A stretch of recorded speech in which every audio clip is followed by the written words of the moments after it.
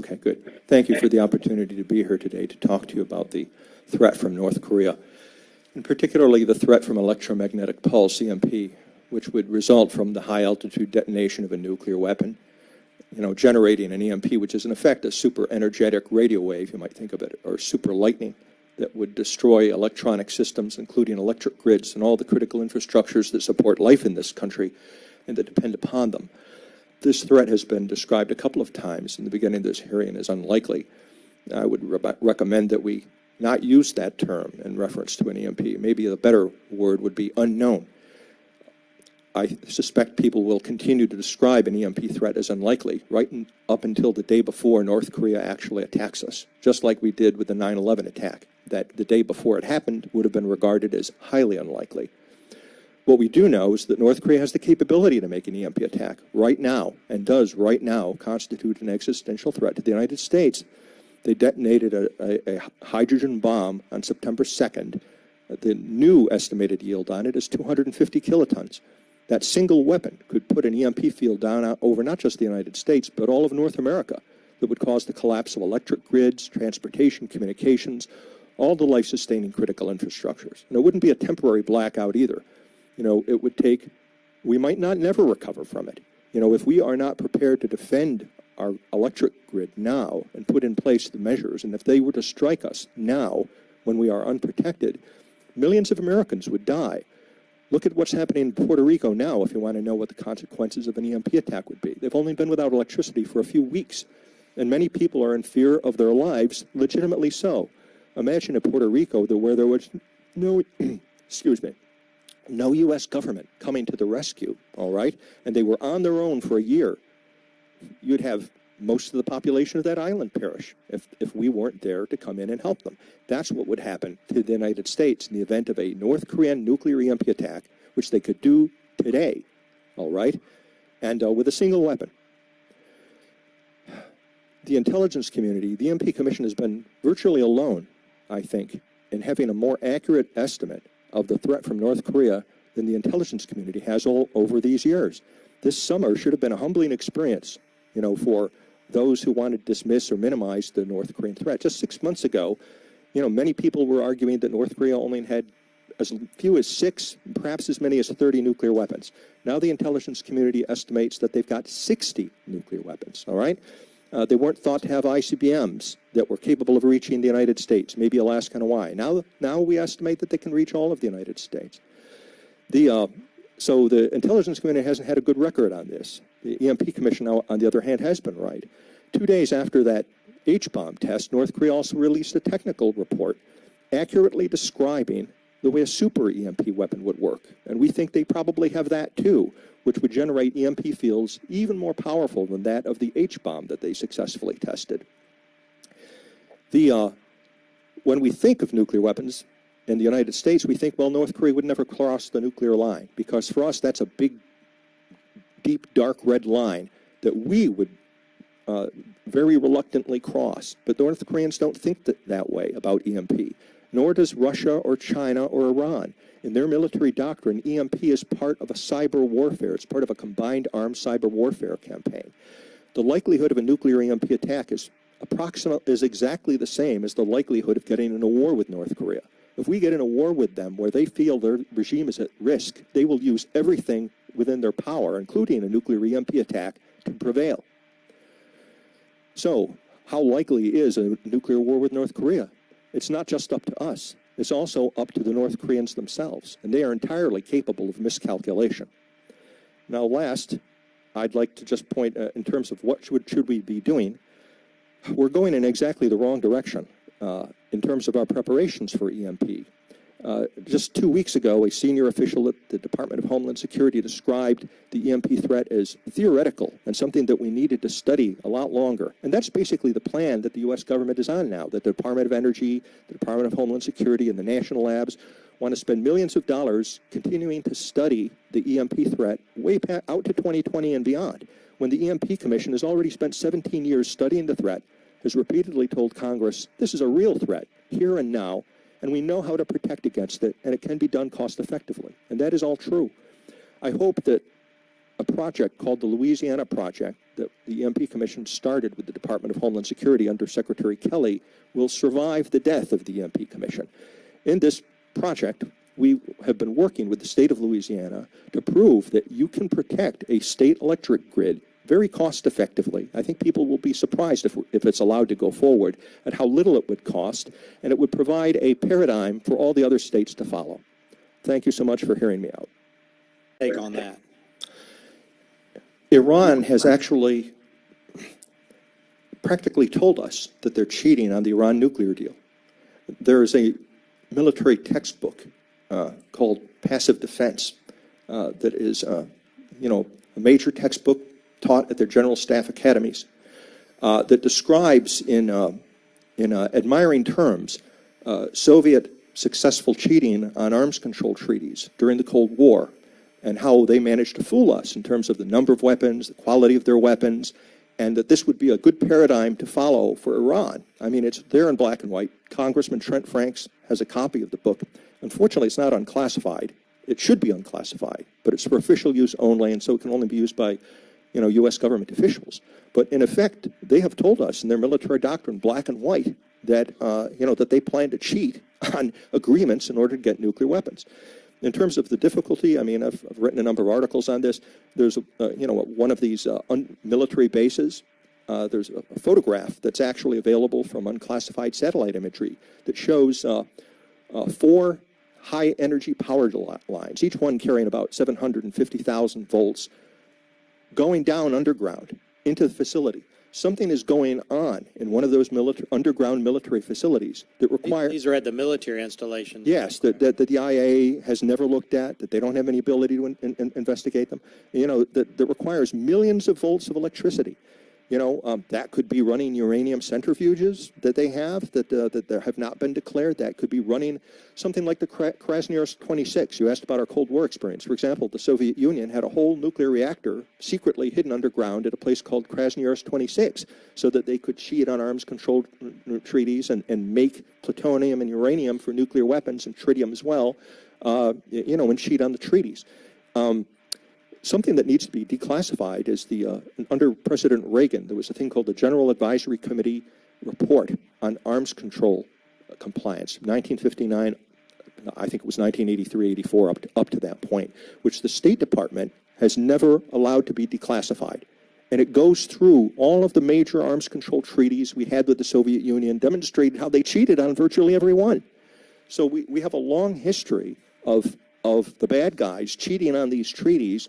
And at least half the problem is our unwillingness to acknowledge that, because there are interests in this town that are very much in favor of not wanting to face the reality that arms control doesn't work. Just like there were people, around Neville Chamberlain before World War II that didn't want to acknowledge that the Nazis and the Japanese were cheating on the Washington Naval Treaty and other arms control agreements that existed before World War II.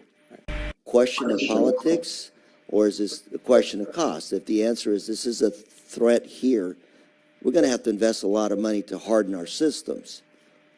It isn't chiefly a question of cost. You can actually protect against EMP quite cost effectively. The EMP Commission estimated that for $2 billion, we could protect the electric grid. And, that's what we give away every year in foreign aid to Pakistan. I think it's a complex question as to why we haven't acted yet. Politics is mostly what it has to do with. The electric utilities in this country are not controlled by the federal government. There's 3,000 independent utilities. No agency of the U.S. government, including the U.S. Federal Energy Regulatory Commission, has the authority, has the power to order them to protect the electric grid. And they have spent vast amounts of money and huge effort lobbying against EMP, and not just EMP, but cyber I would protection. argue exactly that's kind of what we're going through with cybersecurity right now. Exactly. The private sector, some folks want to step up, some folks don't. Even the federal government, some folks, agencies are there, some are not. The NERC has even opposed the tree branch threat. I mean, the great Northeast blackout of 2003 was caused when a tree branch hit a high-power voltage line in Ohio, and it put 50 million Americans in the dark. FERC begged them to come up with a plan to avoid the tree branch threat in the future, because we can't have 50 million Americans in the dark. It's taken them 10 years to come up with a better, improved vegetation, and nobody knows if it will work. weapons threat from North Korea. I think the next big surprise that's going to face us is Iran, because we have grossly underestimated the Iranian nuclear threat. If one reads carefully the 2014 International Atomic Energy Agency report, while they did not come to the conclusion, the IAEA doesn't draw these conclusions, but members of our commission and former members of the Clinton and Reagan administration intelligence communities looked at that report. There are indicators, technological indicators, that Iran already has the bomb, and that they may have had the bomb since before 2003. Before 2003, they were actually manufacturing bridge wire detonators, neutron initiators, and they had conducted an implosion experiment.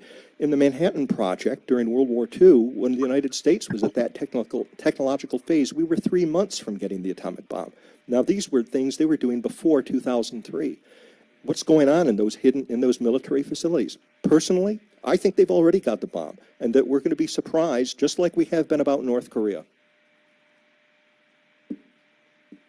Anyone else? Testimony is fascinating, quite informative. You refer to massive intelligence failures, grossly underestimated North Korea's long-range missile capabilities, the number of nuclear weapons, warhead miniaturization, the development of an H-bomb, etc. You stand by that statement, sir? Oh, absolutely, as does Dr. Graham, Very well. the chairman of our commission. Moving on, in 2004, you stated that two Russian generals, both EMP experts, warned the EMP Commission that the design for Russia's super EMP warhead, capable of generating high-intensity EMP fields, was transferred to North Korea. Not long after that, in 2006, North Korea nuclear tests indicated yields that were consistent with the size of a super EMP weapon. The timing and indicators of that illegal nuclear test were reflective of the warnings as stated by the two Russian experts. Is that correct? Yes, that's correct, sir. In a super EMP weapon, according to your testimony, can be relatively small and lightweight and can fit inside North Korea's KMS-3 or KMS-4 satellites. These two satellites, specifically I'm referring to KMS-4 because it was launched in this year, presently orbit the United States and over every other nation on Earth through the southern polar trajectory. The south polar trajectory evades U.S. ballistic missile early warning radars and national missile defenses, which also resembles a Russian secret weapon developed during the Cold War, similar super EMP weapon. Is that correct? Yes, that's correct. Two experts cited in your testimony stated similar concerns, one confirming that current ballistic missile defense systems are not arranged to defend against even a single ICBM or satellite that approaches the United States from the South Polar region. Another expert stated that North Korea might use a satellite to carry a small nuclear warhead into orbit and then detonate it over the United States for an EMP strike. Now, considering the fact that it appears that North Korea has had access to a design for a super EMP warhead for over a decade now, according to the Russian experts that were accurate in their predictions of North Korean nuclear tests 2 years later, and the indicators of that test that would suggest that it was a detonation of a super EMP device. Would you concur that it's possible or even probable that KMS-4 is currently super EMP armed? We're very concerned about that. You know, we don't know if they're nuclear armed or not, but we know Kim Jong-un is a high-risk player, and we think the threat is intolerable to pose an existential threat to our society that passes over the country several times a day, and have recommended that the satellites be shot down over a broad ocean area, over the Arctic region, so that just in case they're salvage fused for EMP, they would go off over an area that would limit the damage to humanity. But yes, we're very concerned about that. And would you assess, sir, that the EMP threat is significant enough, the existing EMP threat, specifically with regards to KMS-4, would you assess that that threat is significant enough to warrant legislation out of this body, as suggested through this subcommittee, mandating the hardening of our grid and the shielding of our grid, as you mentioned earlier in your testimony? Well, absolutely. Sir, even before the North Koreans launched these satellites, back in 2008, that was the recommendation of the EMP Commission because we feared exactly this kind of development. And there are 2 satellites currently on orbit, one that was launched in 2012. What I think, and they may launch them in the future, what they appear to be trying to do is create a constellation so that they will, in the near term, always have a satellite in close proximity to North America. If we don't act to defend ourselves and or take out those satellites, eventually we'll be in a situation where we can't easily take the satellites out without the United States being at risk. We have to, I think, be interested in the who. You can't be, right? You're not a law enforcement agency, but the federal government is. Okay, thank you. Dr. Pryor, why did I write Louisiana projects on my notepad? Oh, probably because that's a project that the EMP Commission launched in cooperation with the Department of Homeland Security to develop a plan to protect the Louisiana electric grid. We don't know if it's going to survive the death of the EMP Commission, but our argument has been that we don't have to keep studying the problem for years and years, that we know how to protect the grid now, we can do it now, we can do it in a cost-effective way. And the people of Louisiana, actually they're the ones that took the initiative through their Louisiana Public Service Commission to ask Secretary Kelly, who was then the Secretary of Homeland Security, under CEPA, to help them come up with a plan to protect the Louisiana electric grid. And DHS is currently doing that, and it's already done some good work. But what we want to end up with is a detailed blueprint that they could actually implement in a cost-effective way that will prove to those who disagree with the EMP Commission that we can do the job now, we can do it with the current technology, and it can be done cost-effectively. And we don't have the detailed blueprint at this time? No, not yet. It's just, What's it going to take to complete it? It's going to take some time, for one thing. Right now, DHS is, the people who would normally be working on the plan are helping out in Puerto Rico right now, so that delayed it, okay? But it will take, once they are over that and they can focus on this plan, it will take 3 to 4 months, and they're willing, DHS has been putting $300K into it. It would have been good to have another $170,000. The EMP Commission was going to kick that in, but now we're out of business, and so we weren't able to do that. But so for less than a half, it can probably be done for the $300K. So you said it's a matter of months, understanding and agreeing that we get past the situation, the disaster in Puerto Rico, and getting those folks back in power, et cetera. So it's a matter of months there, and less than $200,000 or something like that. Why is the EMP Commission out of business? Well, we were scheduled legislatively. That's a good question and complicated one. But under our charter, commissions typically last about 18 months. All right, and so we reached the end of our life, and nobody asked the commission to be extended. The Department of Defense didn't. The Department of Homeland Security didn't. And does that take legislative action, sir, as far as you know, or is that something that can be done from a regulatory side? It would take legislative action to continue the EMP Commission, or it could be done by the a chairman of a committee. For example, Chairman Johnson, has got the power of the chairman of a committee to basically continue or establish a commission.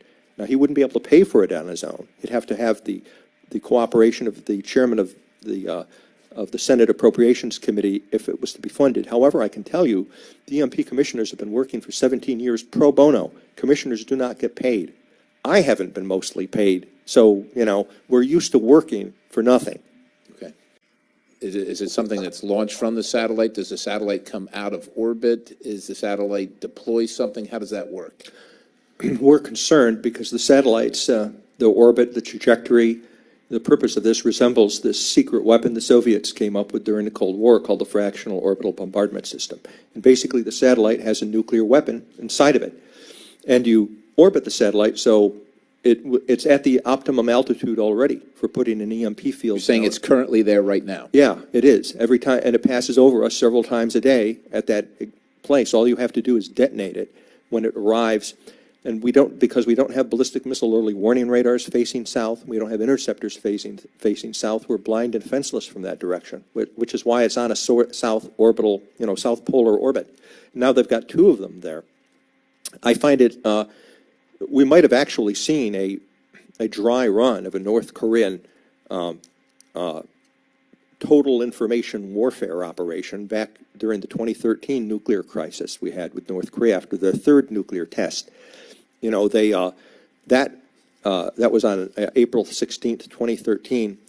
It coincided with lots of cyber activity, attacks from North Korea, but that was the day of the Metcalf transformer shooting, okay? We don't know who did that, but when the people that trained the U.S. Navy SEALs went in there, they said they thought this was a nation-state operation. This was done the way the SEALs would have done it in terms of all the techniques, and on that very day is the day the KMS-2 passed over Washington, D.C. and New York City. So you had events that threatened the Western grid and the Eastern grid simultaneously on that day. We don't know if it was North Korea that did Metcalf, but for sure that was their satellite passing over Washington, D.C. and the New York City corridor. So the two satellites they have right now, they apparently one at least passes over New York City, the East Coast, New York City, Washington, D.C., and the other one? Well, they pass about, every time they do an orbit, they pass another 90 miles to the east. So there are times I see. When it's right over the center of the United States and then passes over the eastern. And there are grid. times, apparently, that there are none, or potentially none Yes, in the that's- United States. But your testimony indicates that they would like to fill the array so that there is ever one present. Right. I mean, it used to be that they basically would have to wait 90 minutes, all right? And now it's 45 minutes. And we don't know what's in the satellite. No, we don't. According to the North Koreans' official position, it's an Earth observation satellite for peaceful purposes. But then Kim Jong-un and North Korean press have actually included it in their descriptions as part of their nuclear deterrent. And there are quotations from them to that effect in the When you say statement for nuclear the record. deterrent, they might say, well, look, we're just photographing sites where nuclear armaments in the United States might be launched from to see if there's any activity, and thus it's a deterrent. I mean, right, they could say that. They could, of course, they could say that. They've also described it as a peaceful, satellite. But why they would be interested in, the health of the forests in North America is, open to question. Right. And I suspect they would consider disruption, removal, whatever you want to call it, of that satellite or any of those satellites as an act of aggression and war. Sure, but the satellites are illegal in the first place. They were not supposed to have been launching satellites, which is part, especially, and not on that trajectory. So what is the recourse for nation states or nations that that launch satellites in violation of whatever sanction or whatever UN requirements, whatever requirements are that make them illegal? What's the remedy? I think the only remedy for that is going to be to shoot those satellites down. Why hasn't it been done already? I don't know. I don't know why it hasn't been done. Interesting. Gentlemen, you've been very gracious with your time. We appreciate your testimony more than you can imagine. We appreciate your diligence in being here and